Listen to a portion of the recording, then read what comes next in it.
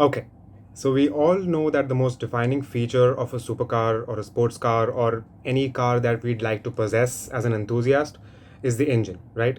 And the most prominent engine that's been in this era of sports and supercars, or at least for the last 2, 3 decades, is the V8 engine, right? And the whole point of this video is to disprove the idea that that is one of the best engines that we have in the current gen of supercars. And that's because of multiple reasons, which I'm going to list out for you right now. And I'm going to go briefly into explaining what makes an engine. And I'm going to show you why the V4 is one of the most underrepresented and the underdog engine of our current supercar and sports car era. Now, what makes a V8 is the 8 cylinders, and why we like it so much is more to do with how it sounds than how it actually performs. All of us like to associate a supercar or sports car with what it sounds like, right? And what we need to understand here is the fact that a supercar or a sports car will sound its best when it's doing really high RPMs and going like really fast on the street. But they can't do that on our current roads and current streets, and that's just something we have to deal with, right? So the only engines which make a lot of noise while not doing a lot of speed is the V8, right? There are V10s and V12s, but they need a lot of RPMs to create the same kind of noise and the aura around them that they're a supercar. So the problem with the V8 is that it is inherently, by design, a very lazy engine, right? And that's why it tries to produce all of its power and torque in the low RPMs, and that's why it makes a lot of noise and the grunt and the acceleration of what a Mustang does, right? But what we also need to understand is the fact that we as a society have been driven towards these supercars because of the numbers they produce on paper, which is more likely to do with how big of a bicep you have or how rich you are because your car is that fast. And we completely try to neglect what a supercar or a sports car actually makes you feel like. Instead of going really fast and accelerating really hard, which most current gen electric cars do, what we need to understand is that the whole process and the whole feeling of driving a supercar or a sports car or anything sporty is how it makes you feel and how you operate it.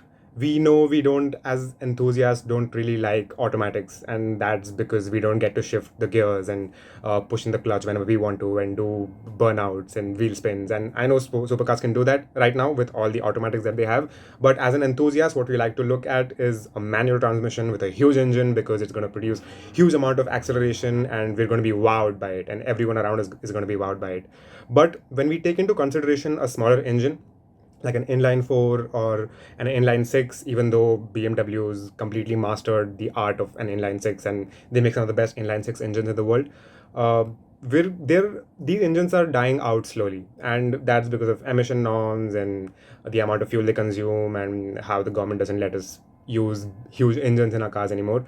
And we're moving slowly to smaller engines, and which is a good thing, which I'm going to explain to you why, is because we're moving towards the era of possibly having smaller engines with a lot of character, which are the V4s and the V6s. The V6s have been really loved by enthusiasts and very passionately in so because they have a good balance between what a V8 does, which is produce a lot of torque, and what a smaller engine can do, which is rev really high. And that's what a manual supercar or even an automatic supercar owner looks for, which is for the engine to rev really high and get his adrenaline pumping, and right? But when we're moving towards engines like the V4, the story changes here, because the V4 inherently is, let's say, possibly half a V8. So even though we can't accept the fact that it's going to produce the same power and torque as a V8, because they're usually smaller in size, the V4s, and the V8s are usually 3, 4, 5 liters in size. So we can't really argue about the fact that the V8 will obviously produce more power, and a car with a smaller engine and a car with a bigger engine side by side on a drag strip, the V8 engine is going to win, right? Or a V10 or V12. I'm just talking about big engines in general and what they lack. So supercar companies have tried to make these big engines more characterful and charismatic and let them even balance them really well so that they can rev really high. I mean, there are some supercars with like giant engines which also rev up to like 8, 9,000 RPM, and That's not rare in the current world, but getting to the point of why the V4 engine is a gem and something that has been recently been tapped into by the sports bikes and superbike manufacturers, namely Ducati and Aprilia. Aprilia has been doing it for a while, but Ducati has been really getting their whole military and gun down on the V4 engine, and that's for a reason. Even though these inline four engines of superbikes and yeah, there's lots of sports cars have them now, inline fours, because easy to manufacture and easy to turbocharge, and then they produce some performance without creating a lot of noise, and which actually goes by with what the government really wants from you, which is don't create a lot of noise, don't create astonishingly fast speeds, but give people the experience of having or owning a supercar or a sports car.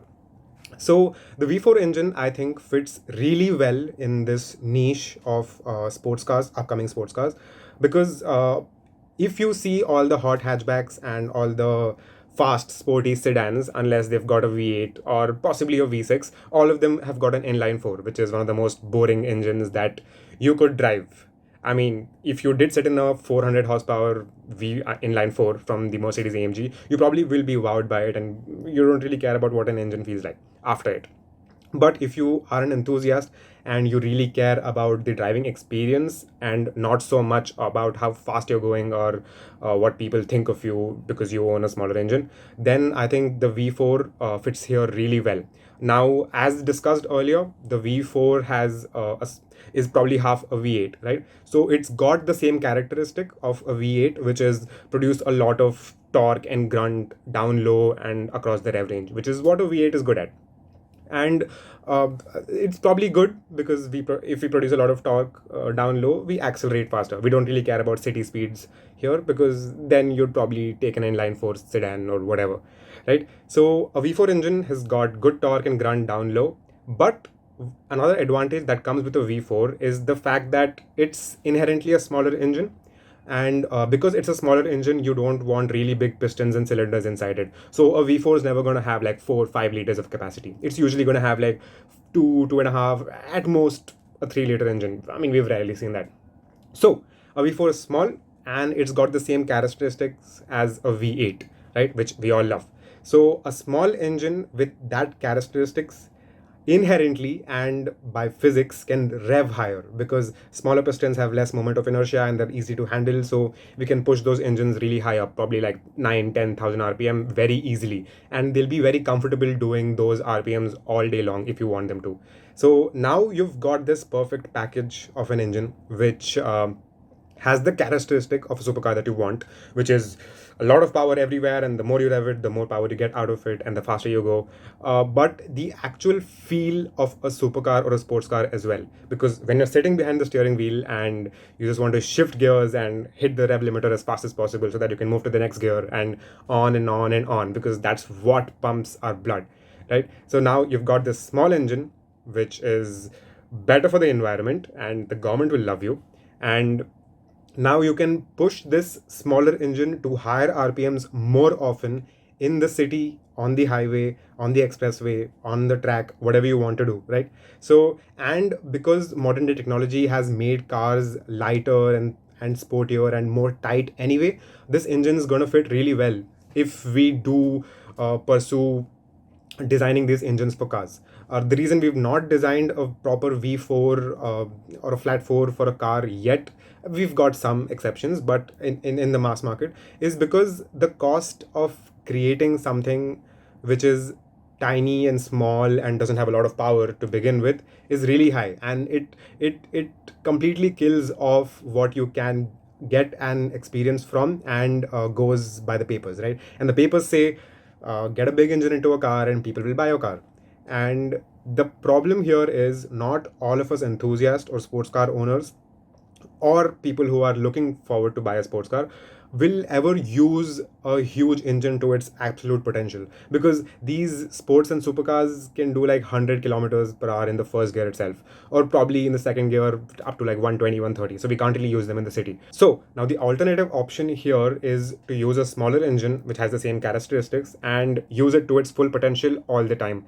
And I think there's a big and famous saying that driving a small engine fast is much better of an experience than driving a larger engine slow. And that applies to bikes and cars. And driving larger engines slow is not a fun experience anyway, because they run hot and then they are very luggy, and because V8s are V8s and they're like already luggy and lazy, we don't get to experience what a V8 really is. And if you've got the money, and if a company really produces a really good V8, go ahead, buy it. But I'm talking to the majority of us here, and me included. I would love to own a V4 which is small and compact, and has the same characteristics, has the same torque output, feel, and can rev really high. And that's probably what I would need as an enthusiast driving a supercar or a sports car, or a sports something. And considering the fact that we've got such a potent engine and technology down low, which a lot of people are not tapping onto, is probably sad for all of us enthusiasts. But what we also have to understand is that automotive manufacturers run by the numbers and not really by what a small group of individuals want to experience. Instead, they just go with the mass market because people have got money and people want to spend on cars, and they'll just buy the biggest, baddest thing possible.